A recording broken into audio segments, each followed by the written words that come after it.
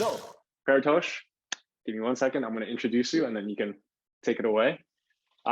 First up, we have a good friend, Parithosh Jayanthi from the Ethereum Foundation, who is a good friend to ChainSafe and close collaborator with our Lodestar Ethereum consensus client team. Parithosh is in fact in possession of a very exclusive ChainSafe merch, the black ChainSafe hoodie. Not many get a chance to get one, but for Parithosh, we made sure to pull some strings. And who knows, one day, if you contribute and help ChainSafe out, you too can don one of our super rare black hoodies. I digress. Parithosh is a DevOps engineer over at the Ethereum Foundation.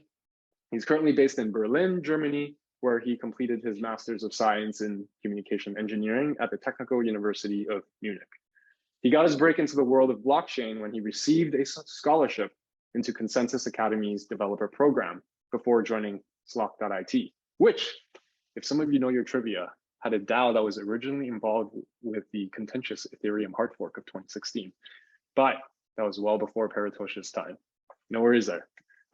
Nowadays, he serves the Ethereum Foundation faithfully by helping out with all things merge related. And of course, that is in reference to Ethereum Foundation's upcoming switch over to proof of stake consensus. As some of you may know, the expected merge date is ephemeral and changes often, but the recent rumors are September. So naturally, that piques my curiosity a little bit. So in a continuation from last month's EF talk with Marius, I invited Pari, again from the EF today, to do another talk to give us a lowdown on the merge. So without further ado, I'd like to invite Parithosh onto the screen, unmute your microphone, and take it away. Perfect. Thank you so much for that awesome intro. I really love my ChainSafe hoodie. I do not know why I didn't remember to wear it for the talk. I just wore the EF one instead, but next time I will definitely wear the ChainSafe. Yeah. Also, fun fact: I was wearing the ChainSafe hoodie for ETH Lisbon, and everyone just assumed I was working at ChainSafe. But at some point, I just took like a piece of tape, put it on there, and then just wrote Ethereum Foundation instead, because I had EF merch, but it just wasn't as good as the ChainSafe merch. So I still want the ChainSafe merch for the EF logo. There you go. It's super exclusive. Let me just share my screen. Yes, can you guys see this okay? Yes, we can. Perfect. Awesome. So today I'm going to be talking to you guys about the merge. Hang on. Yeah. So what is the merge to begin with? It's the switch that Ethereum's completing from proof of work to proof of stake. So we already have a proof of stake chain, but it's currently running in parallel to the proof of work chain, and the merge aims to bring these two together. What's so complicated about it? Well, there's about 20 different client combinations. We have about 4 execution layer clients. That's the ETH1 nodes that people know and love. And we have about 5 consensus layer clients, of which Lodestar is one, as Tim mentioned. So this means that we end up with 20 different client combinations, and regressions can sneak in very, very easily. All the interfaces are really well defined, but in aims to fix the spec implementation with one client, it's relatively often that something else might break. So we need to be really careful with testing to make sure that this doesn't happen. And honestly, we've tested all 20 client combinations, so just choose any one of them that help decentralize the network. You don't have to use a majority client. You can choose both minority clients. We've tested them all equally. Communicating and debugging becomes extremely difficult. And this would tie into the last point I have, that competences are really different. We have the proof of work world with the execution layer clients that have been debugging and securing the Ethereum network for years. And then we have the proof of stake world where they've been live on mainnet for like a year and a half, almost 2 years now. It's not extremely easy for the two to debug the others' clients, especially when we're adding that dependency right now. So we've actually spent a lot of time on all of these testnets to make sure that there's multiple people from each client side on the table, so we at least know what the other side expects. So if the EL teams notice an issue, they make sure to capture some of the information that they think the CL teams might require and then pass it on.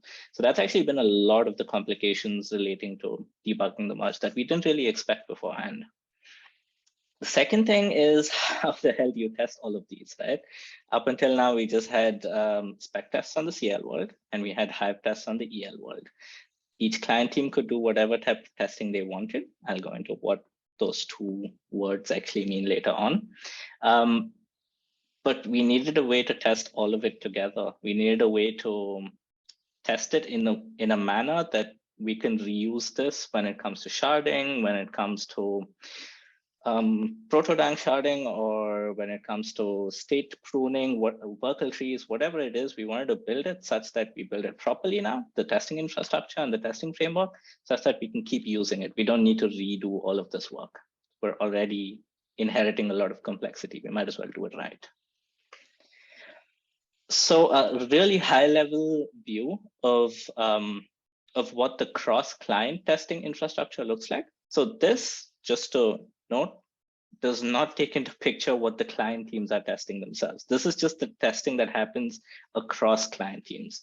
Apart from this, each and every client team has their own testing division or their own DevOps people or their own CI, whatever that they have, or their own local test nets. All of that is completely separate from what I'm going to talk about today. What I'm going to talk about today is just what's common in testing infrastructure across all the client teams. And I've tried to give them same names. So hopefully it's a bit easier to follow what's happening. So I've tried to also visualize it as a circle. I'm going to tell you right now, it's never that clean. It's never that one of the tests happened before the previous one. It's just going to be way too much time being spent on waiting for the previous step. To be real, almost all of these are happening at parallel all the time, and it's a lot more chaotic. But I've tried to bring some semblance of logic to how the testing infrastructure looks. So the spec tests are typically where we're going to begin. The CL world is really well defined in the spec implementations. So you can actually, the entire CL spec is actually Python executable. So you could just build your client and execute it against the spec, and it should technically work. And that should technically work is also what we test. So what we do is on every commit to the CI spec, to the consensus layer spec repo, we run a bunch of tests. We make sure that all the tests are passing, and this is just a sanity check to assure that we're not changing the spec in a manner that the clients themselves cannot implement it. The client teams themselves would have their own CI that then pulls the latest version of the spec and tests their client against that version of the spec. So those are like the two asynchronous things that happen. But the client CI would typically run probably before releases, whereas the spec tests, we've migrated to doing it nightly as well as on almost every commit and PR by now, I think. The next step is Hive Tests. So Hive Tests, there's two versions. We've got the Hive Tests and Hive Tests 2. The Hive Test 2 have also involved the consensus layer nodes by now. But it's essentially a simulator that starts up the clients and runs tests against a predefined interface. So the clients did have to make some minor modifications to define these interfaces, but we have a couple hundred tests at least. And we've made this pretty much a minimum requirement before we could have the merge happen. These define extreme edge cases, for example, propagate a block, have the merge transition, invalidate something, and trigger some weird edge case. And at the same time, the network should still be fine. This is run per client basis, of course, and it's defined in different suites. So you have some group of tests for the engine API, some group of tests for the transition, and each of them work in different manners. This would fall under the class of integration and regression testing. And this pretty much runs continuously. So the idea is that if you update your EL in such a manner that it's failing one of the edge cases, then you know you probably shouldn't be making a release. now that we've looked at the integration side of things, let's assume that clients have all made their releases. Now we want to make sure that all of these individual client releases do work with each other.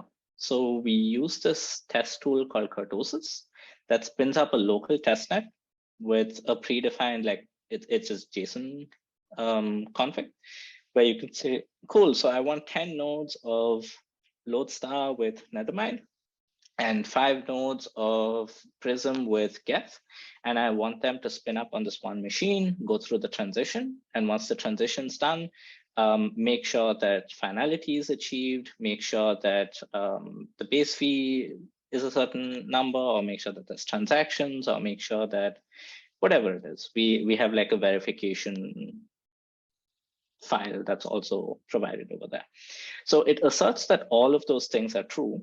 And if it's true, then we consider that the testnet is a success. But as you can imagine, this is really just a happy case. There's nothing bad happening here. It's just spinning up a fresh testnet. It's going through the transition, and it's making sure that once the transition's done, it's okay.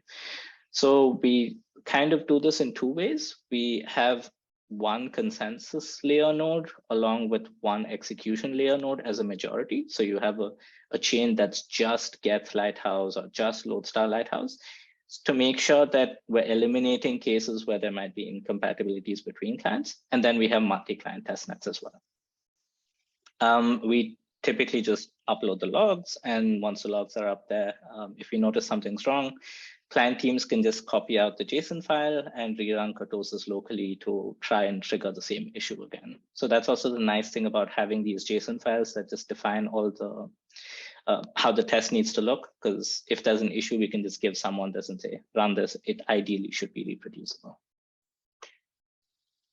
And that happens once releases are done, right? The other thing that's really important to make sure once releases are done is that we can actually sync a real network. So we have a sync test coordinator. And what the sync test coordinator does is it spins up, again, every one of those 20 client pairs and syncs one of your favorite testnets. So either Robston or Sequoia or Kiln. We're just syncing testnets because it's lighter, and make sure that they reach both the consensus layer as well as the execution reach head. And the reason we need to make sure that both of them reach head is post-merge, the consensus layer, so the execution layer depends on the consensus layer to know what head is, to know what to sync, the sync target.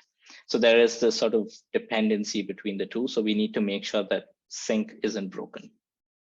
But again, this is just a happy case. We've also defined some edge cases over there. And those edge cases are, say your ETH1 node, your execution layer node is synced ahead. And for whatever reason, you want to change your beacon node from Teku to Prism, right? So suddenly your Prism node is syncing from Genesis. You need to make sure that the two are in different states, and yet they can both continue as functioned. So we've defined all of these edge cases as well, and we make sure to assert that all of them pass. Again, this looks pretty much like an integration test, and it's just to ensure that we're not making a big release that suddenly no one can sync the network anymore. And this is kind of the meaty part. So till here, we've been looking at like CI, nightly, happens in the background sort of tests. The next set are testnets, and these are more active. These require client teams to participate. These require someone to set them up. We've kind of divided the testnet phase into 3. We have devnets that are just small scale, expectations that client teams take part, probably like 20 nodes or something. It's fine if a client pair doesn't take part, whatever. The main reason is those are lightweight, and we just want to make sure that things go fine there. We actually haven't really needed to do a devnet since like December, because at some point, no one wants them anymore. They're too easy. That's why we moved to bigger testnets. So bigger testnets have more public fanfare. We ask the general community to run validators. There's just more transaction load. The example of those would be like the Kintsugi and Kiln testnets that you might have heard of, the merge testnets. Fun fact, Kiln testnet even had, I think, a 3 or 4 day period where it was processing more transactions than mainnet, because I think there was an NFT drop or something expected. So it was insane. Our faucet was completely drained. The Explorer couldn't keep up with the load because we never expected anything like that to happen. But yeah, like a good portion of time where we were just handling more transaction load than mainnet even. Yeah, so we haven't done a fresh testnet since Kiln. That's about 4 months ago, I think. Time flies. Since then, we've switched to another form of testing called shadow forks. And an example of what the shadow fork looks like is present on the right. So we have the regular chain, example of girly, and we take the girly config and we modify it to include the terminal total difficulty. That's when the nodes know when the merge is supposed to happen. So what happens is when that condition is triggered, these nodes sort of fork off from the traditional girly network, and they start forking into, so they basically merge into a beacon chain that we spun up. So it's just a fresh beacon chain.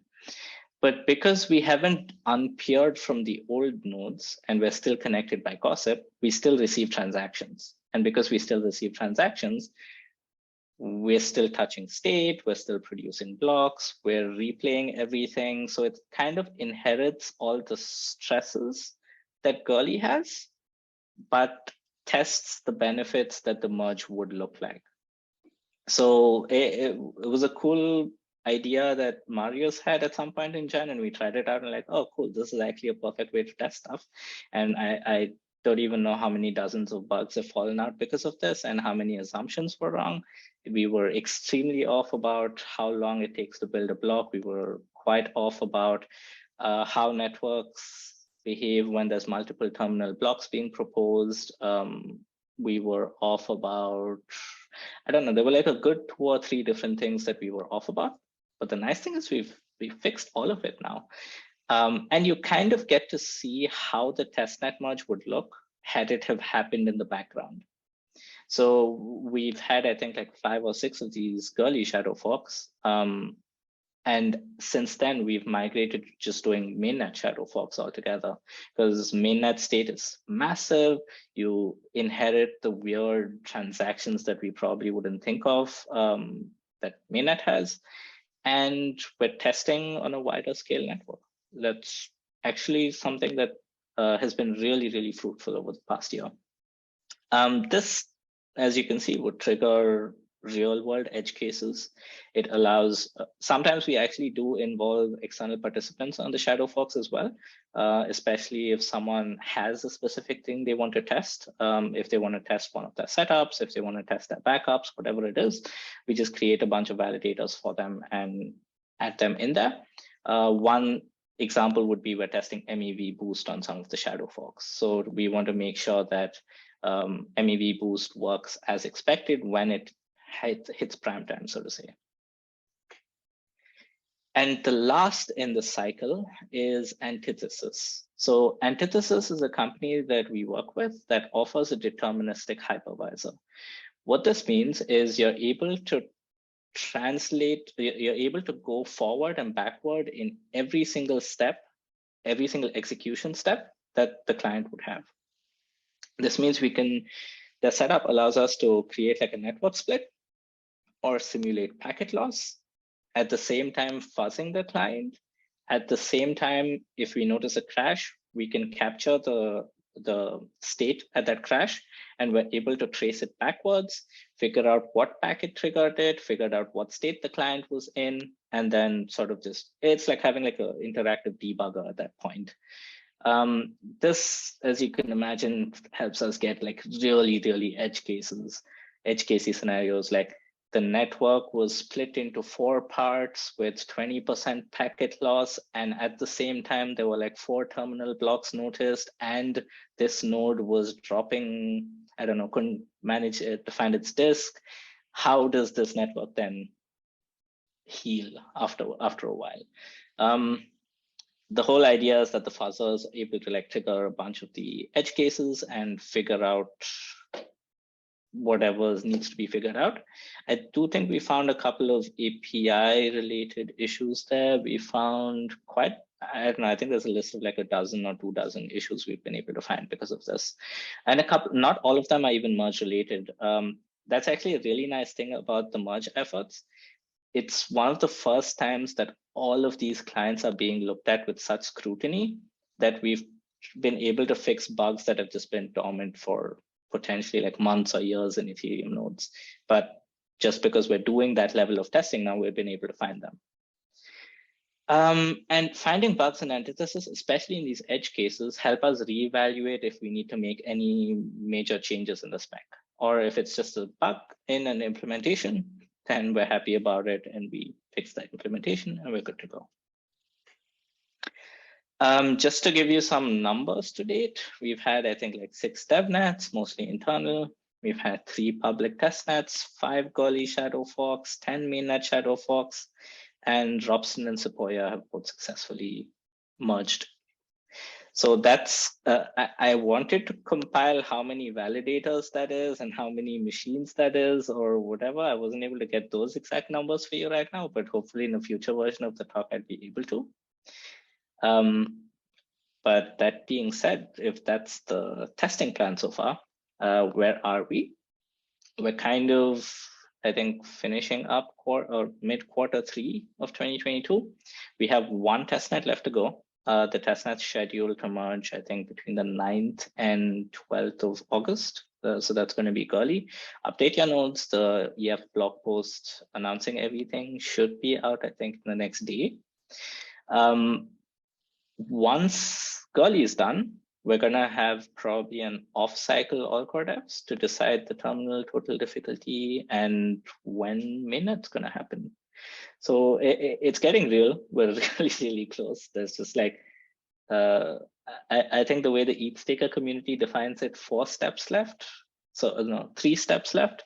So the Gully merge, Bellatrix on mainnet, and the mainnet merge. So those are just the 3 steps left out of, I think, 6 when we started in May. So yeah, how can you guys help with the efforts? So if you notice, I've been using the hashtag testing merge. We do have a list of different tests that people could run, either running your validator in a weird manner or whatever it is. There's a list of like 20 different topics in the document.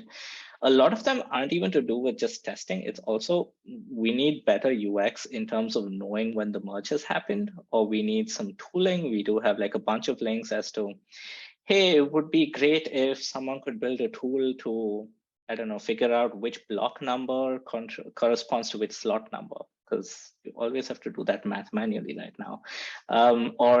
There's been a lot of tooling requests around traces, if I'm not wrong. And just help document stuff, make stuff easier to run. At least the last couple of shadow forks have shown, or last couple of testnet forks even, have shown us that right now we've tested stuff so much that the typical failure scenario, someone just forgot to configure something correctly. So figuring out how to tell people to configure stuff is kind of the long tail of the problem to solve right now. And if you guys have any questions about anything, a bunch of us are available on Twitter, happy to answer. ETH R&D Discord, ETHStaker Discord, Cat Herders Discord server. It's a bunch of places where a lot of us are actively answering questions for you. And that's about it for me. Does anyone have some questions? Amazing. Thank you, Parithosh. You guys are doing God's work with testing the merge and making sure Ethereum successfully moves over to proof of stake. If anyone has any questions, please feel free to unmute your mic or ask it, or just type it into the chat box. The merge. I guess I have a kind of a non-technical dumb question for you. Like, Go ahead. Like at this point, like, if you were to assign a percentage for like a successful merge, like what's the percentage? Or can you say anything other than 100%? I mean, I think 100% is really hard to achieve because at least every fork has shown that there is someone who will forget to update their nodes. There is someone who wouldn't read the documentation. And to be fair, if that leads to network participation of, I think, 80% for a while before they figure out their setup, I'm okay with it. I'd consider that 100% success. And I also don't think that's completely unlikely, right? Like someone will at some point forget to update something or they haven't checked whatever. But the nice thing about mainnet is if they forget, there's an incentive to fix it as soon as possible because they're missing out on rewards, they're missing out on transaction fees. They hopefully have notifications set up. So I'm quite confident that things are going to go well. That's amazing to hear. Hey, Party. Yeah, so with all of the client diversity testing you guys are doing, I'm curious, I'm sure you're impartial or not partial for sure, but I'm wondering if there are any like caveats, like strong caveats with running any particular combination or any specific client that you guys have encountered. That's something that we're thinking about, you know, because we're not going to start with all of them, right? So which one could be more troublesome to operate? Yeah, so I don't know how much light has been put on it, but there's the Barcelona supercomputer group, I think.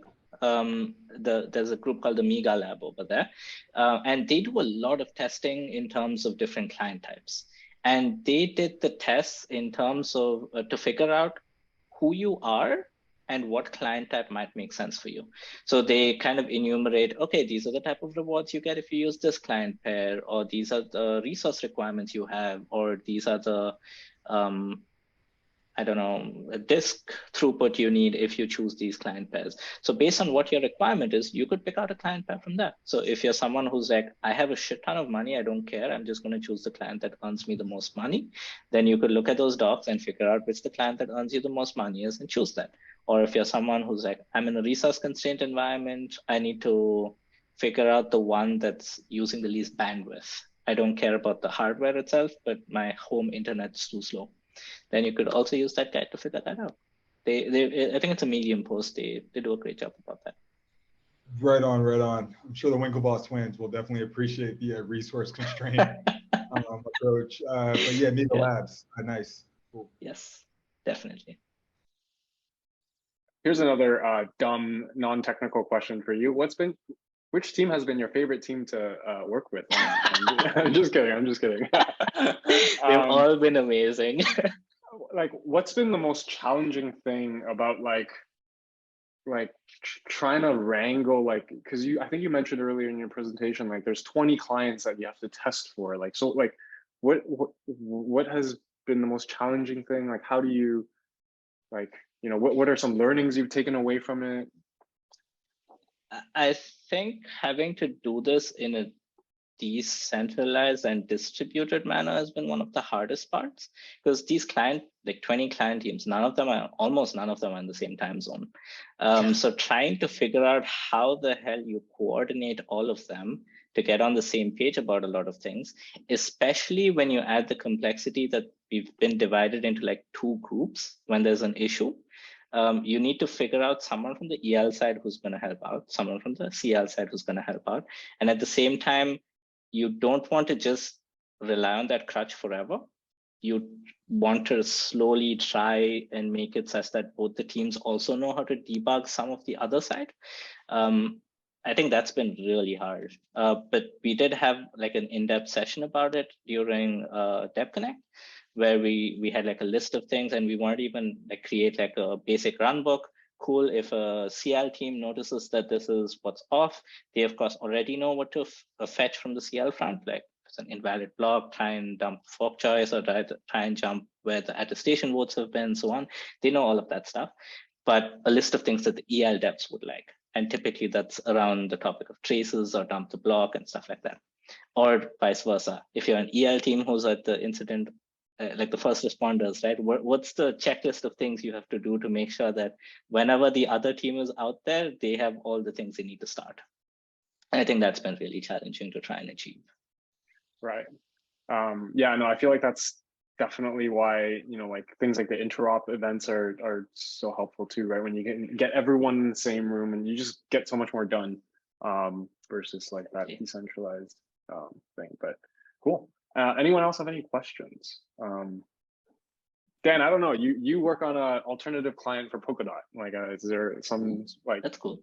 client testing question that you have? Sorry to put you on the spot. Oh, that's actually a nice segue as well. So all the stuff that I've mentioned today, or almost all the stuff that I've mentioned today, we've developed it in such a way that it's super easy for anyone to fork and reuse for whatever networks they have. I don't think I have it in this presentation, but the Obal network guys use some of our testing tool. The Gnosis chain guys are using, I think, all of our testing tools, which is awesome. Like one day I woke up to like 30 PRs on one of my repos because the previous day I was bitching about a couple of issues I had, and they were like, oh, we're using all of your stuff, so we might as well do you the favor of fixing all of it. That's been awesome. And I think I don't know, there's like a bunch. We actually reuse some of the stuff for the Verkle test nets, Verkle testing and Verkle test nets. So there's like a lot of stuff that's reusable there. Excellent. That's good to hear. I don't know if anyone else wants to like chime in with a comment or two here. If not, then, oh, Dan, I see you unmuted. Ben also? Yeah, cool question on my end for testing. Just for the more technical tests, like the merge, hopefully in a month and a half. If like someone like myself were to commit to trying to get involved with the test, how much of a learning curve is it? Is it going to be like 3 weeks just to get up to speed? And now I can actually start helping, like crap, like the merge in 3 weeks now anyway. Or like how you could just like start today, or someone smarter than me just start today and actually start helping. I think some of the tests are really easy to pick up. So if I was to list it in order of complexity, right, I think the Hive tests probably going to take a couple of weeks before you're up to speed, and might not make sense to start right now if you want to contribute to those. But on the other side of things, like testing the merge, we have like this list of different issues that you could take up, or there's a GitHub issue on the Ethereum PM repo as to nice to have tools that we'd like someone to develop, right? And I think those are really low hanging fruit. It's just no one's had time to do them. So I think we have like the spectrum, wherever you fall on that.